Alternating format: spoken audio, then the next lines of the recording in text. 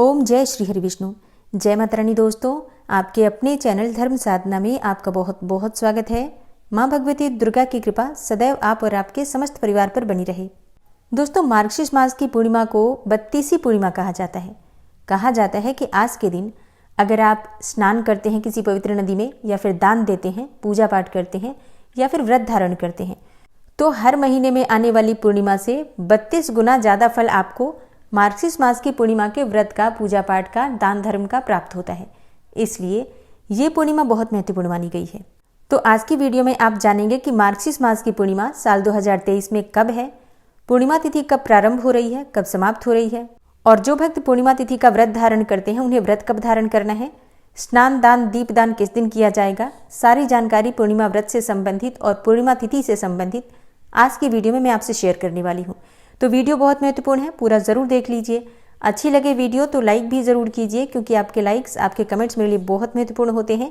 यही एकमात्र जरिया है जिनसे मुझे पता चलता है कि आपको ये वीडियो अच्छी लगती है और आपके लिए ये वीडियो उपयोगी है। तो अगर वीडियो अच्छी लगे तो लाइक तो ज़रूर ही किया कीजिए। दोस्तों, मार्गशीर्ष मास की पूर्णिमा को भगवान दत्तात्रेय की जयंती भी मनाई जाती है। भगवान दत्तात्रेय त्रिदेव अर्थात ब्रह्मा, विष्णु और महेश के अंश माने जाते हैं और अगहन मास यानी कि मार्गशीर्ष मास की पूर्णिमा पर ही उनकी जयंती मनाई जाती है। इसी के साथ आज अन्नपूर्णा जयंती भी मनाई जाती है, क्योंकि पार्वती माता मार्गशीर्ष मास की पूर्णिमा तिथि के दिन ही अन्नपूर्णा के रूप में प्रकट हुई थी और उनके आशीर्वाद से संसार का भरण पोषण होता है। तो मार्गशीर्ष मास की पूर्णिमा पर माँ अन्नपूर्णा की विशेष रूप से पूजा आराधना की जाती है। अन्नपूर्णा जी की जयंती मनाई जाती है। इस दिन माँ अन्नपूर्णा की पूजा करने से धन धान्य बढ़ता है और कभी भी किसी भी प्रकार का जीवन में अभाव नहीं रहता। भगवान श्री कृष्ण कहते हैं कि मासों में मैं अगहन हूँ। अगहन यानी कि मार्गशीर्ष मास। मार्गशीर्ष मास भगवान श्री कृष्ण को ही समर्पित होता है। इस पूरे महीने में भगवान श्री कृष्ण की पूजा आराधना करने से किसी भी प्रकार की कामना हो पूर्ण हो जाती है। पौराणिक मान्यताओं के अनुसार मार्गशीर्ष मास से ही सतयुग काल का आरंभ हुआ था और इसलिए इस महीने को युगादि माह कहा गया है, मतलब युग प्रारंभ करने वाला महीना। तो ये महीना अत्यंत श्रेष्ठ होता है।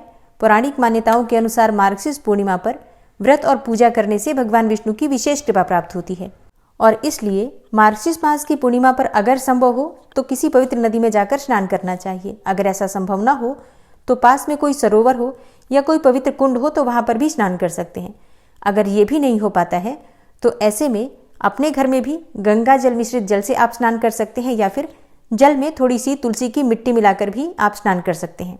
वैसे तो प्रत्येक महीने में जो पूर्णिमा आती है उसमें चंद्रमा की पूजा की जाती है और करना भी चाहिए, लेकिन अगर आप प्रत्येक महीने में नहीं भी कर पाते हैं तो भी इस महीने में मार्गशीर्ष मास की पूर्णिमा पर चंद्रमा की विशेष पूजा आपको जरूर करनी चाहिए। क्यों करनी चाहिए? क्योंकि शास्त्रों में कहा गया है कि मार्गशीर्ष मास की पूर्णिमा के चंद्रमा को अमृत से सिंचित किया गया है और इसलिए इस दिन चंद्रमा की पूजा करने से अमृत फलों की प्राप्ति होती है। मतलब चंद्रमा की पूजा से अनंत गुना पुण्यफल की प्राप्ति होती है, जिसका फल आपको जन्म जन्मांतर तक प्राप्त होता है। इसलिए इस पूर्णिमा को मोक्षदायिनी पूर्णिमा कहा गया है। अब बात करें कि पूर्णिमा तिथि कब प्रारंभ हो रही है, कब समाप्त हो रही है, तो देखिए इस बार पूर्णिमा तिथि का प्रारंभ होगा 26 दिसंबर को सुबह 5:46 पर और पूर्णिमा तिथि समाप्त हो रही है 27 दिसंबर को सुबह 6:02 पर। तो सूर्योदय कालीन तिथि के अनुसार मार्गशीर्ष मास की पूर्णिमा 26 दिसंबर को मनाई जाएगी। तो 26 दिसंबर यानी कि मंगलवार को मार्गशीर्ष मास की पूर्णिमा तिथि का व्रत रखा जाएगा। इसी दिन स्नान दान दीप दान इत्यादि सभी किए जाएंगे, क्योंकि इस बार एक ही दिन की पूर्णिमा तिथि है। पूर्णिमा तिथि के दिन ब्रह्म मुहूर्त में स्नान करना चाहिए। तो ब्रह्म मुहूर्त का समय क्या होगा? देखिए 26 दिसंबर को सुबह 4:30 से 5:45 तक। इस समय आप चाहें तो किसी पवित्र नदी में अगर जा पाते हैं तो वहां जाकर स्नान कर सकते हैं, नहीं तो अपने घर में भी गंगा जल मिश्रित जल से आप स्नान कर सकते हैं। तुलसी की मिट्टी आज जरूर आपको अपने स्नान के जल में मिलानी चाहिए।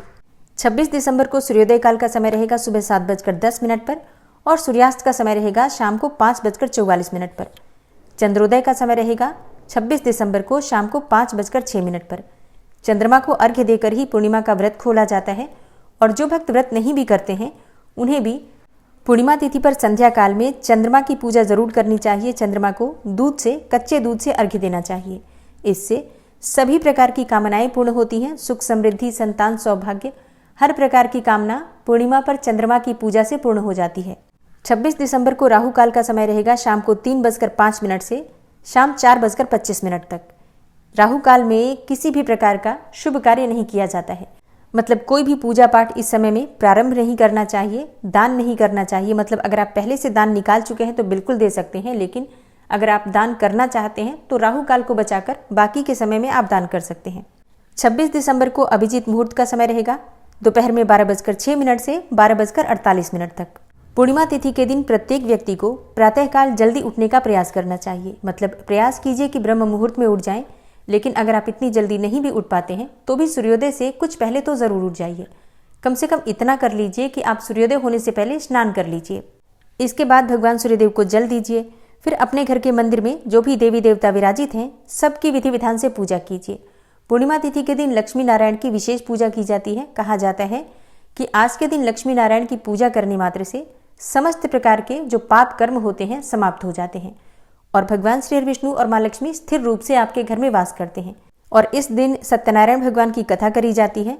आप चाहे तो किसी ब्राह्मण को बुलाकर भी कथा करवा सकते हैं या फिर स्वयं से भी भगवान सत्यनारायण की विधि विधान से पूजा करके सत्यनारायण कथा का पाठ कर सकते हैं। और घर के आसपास अगर शिवलिंग है, भगवान शिव का मंदिर है, तो वहां जाकर शिवलिंग का अभिषेक जरूर करना चाहिए। अगर आपके घर में ही शिवलिंग है तो घर में भी कर सकते हैं। और हाँ, पूर्णिमा तिथि के दिन दान अवश्य करना चाहिए। अपनी शक्ति अपने सामर्थ्य के अनुसार जो भी आपसे बन पड़े दान की सामग्री जरूर निकालिए। आप चाहे तो खीर की सामग्री का दान कर सकते हैं या फिर खीर बनाकर किसी ब्राह्मण को भोजन करवा सकते हैं। खीर की सामग्री मतलब चावल, दूध, चीनी, ये 3 चीजें। इसके अलावा कुछ दक्षिणा रख दीजिए। और इसके अलावा भी आप चाहें तो फल इत्यादि का दान कर सकते हैं, लेकिन अगर आप इतना नहीं भी कर पाते हैं तो सिर्फ खीर की कच्ची सामग्री का दान कर दीजिए दक्षिणा के साथ किसी ब्राह्मण को या फिर किसी पुजारी को। और अगर ब्राह्मण या फिर पुजारी नहीं है आपके घर के आसपास तो किसी भी जरूरतमंद को दान कर सकते हैं।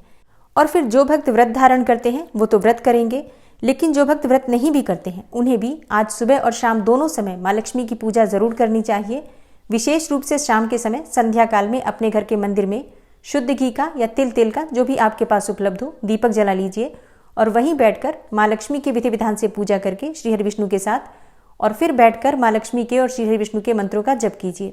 विश्वास कीजिए, कितनी भी गरीबी आपके जीवन में हो, अगर आप पूर्णिमा तिथि पर श्री लक्ष्मी नारायण की पूजा करना प्रारंभ कर दें, मंत्रों का जप करना प्रारंभ कर दें, तो हर प्रकार की गरीबी दरिद्रता दूर हो जाती है। संतान प्राप्ति में आ रही बाधाएं दूर होती हैं, विवाह में बाधाएं आ रही हैं, आपके अपने विवाह में या फिर बच्चे बड़े हैं उनके विवाह में बाधाएं आ रही हैं, घर में किसी भी प्रकार का वास्तु दोष हो, ग्रह दोष हो, यहाँ तक कि पितृदोष भी हो, तो भी अगर आप पूर्णिमा तिथि पर दान करते हैं, स्नान करते हैं और भगवान श्री लक्ष्मी नारायण की पूजा करते हैं तो हर प्रकार की परेशानी से आपको निश्चित ही मुक्ति मिल जाती है। और हाँ, पूर्णिमा तिथि पर चंद्रमा को कच्चे दूध से यानी कि गाय के कच्चे दूध से अर्घ्य देना चाहिए और ये सभी को करना चाहिए। और घर के आसपास अगर कहीं पर भी मंदिर हो किसी भी देवी देवता का तो वहां जाकर आपको दीप दान करना है। कोई देव वृक्ष हो जैसे कि पीपल का, आंवले का या फिर वट वृक्ष हो, बिल्व का वृक्ष हो, तो वहां पर भी आपको दीपदान करना चाहिए। घर में तुलसी के पास दीपदान आपको करना है। कोई भी पवित्र पौधा अगर आपने अपने घर में लगा रखा है तो वहां पर भी दीपदान करना है। इसके अलावा घर के मुख्य द्वार पर दीपदान संध्या काल में जरूर करना है। तो ये पूर्णिमा तिथि के कार्य हैं जो हमारे शास्त्रों में बताए गए हैं। इस विधि से अगर हम पूर्णिमा तिथि पर नियम पूर्वक पालन करते हैं इन नियमों का, तो विश्वास कीजिए परेशानी कोई भी हो बहुत जल्दी समाप्त हो जाती है। तो दोस्तों, ये है आज की वीडियो। उम्मीद करती हूँ आपके लिए उपयोगी होगी। वीडियो अच्छी लगी हो तो लाइक कीजिएगा, शेयर कीजिए और चैनल पर पहली बार आए हैं तो सब्सक्राइब करके बेल आइकन को जरूर प्रेस कर लीजिए अगर आपको आज की वीडियो अच्छी लगी हो तो। मिलती हूँ मैं आपसे अगली वीडियो में, तब तक के लिए जय श्री राधे।